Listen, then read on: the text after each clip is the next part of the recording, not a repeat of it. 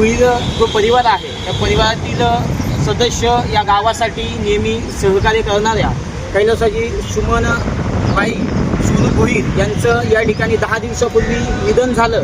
त्यांच्या पश्चात त्यांच्या कुटुंबाने एक झाड या ठिकाणी लावलेलं आहे. बघा, निसर्गाने आपल्याला भरपूर काही गोष्टी दिलेल्या आहेत. निसर्गाची काळजी घेणं हे आपल्या सर्वांचं कर्तव्य आहे. उपस्थित गावातील तालुक्यातील सर्व ग्रामस्थांच्या उपस्थितीमध्ये वृक्षारोपण या ठिकाणी होत आहे.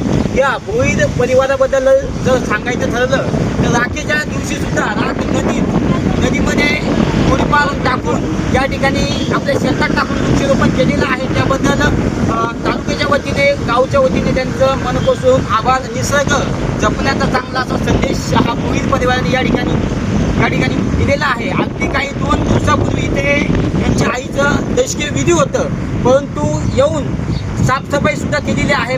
मी पुन्हा एकदा त्यांचं या सर्व गोष्टीबद्दल कौतुक करतो आणि ग्रामस्थांच्या वतीने त्याचे मनापासून आभार मानतो. आणि बघा, निसर्गाने आपल्याला भरपूर काही गोष्टी दिलेल्या आहेत. कोणत्या तरी माध्यमातून वृक्षारोपण हे झालं पाहिजे. निश्चित झाडं लावायचे नाही, ते जपायचे सुद्धा आहेत.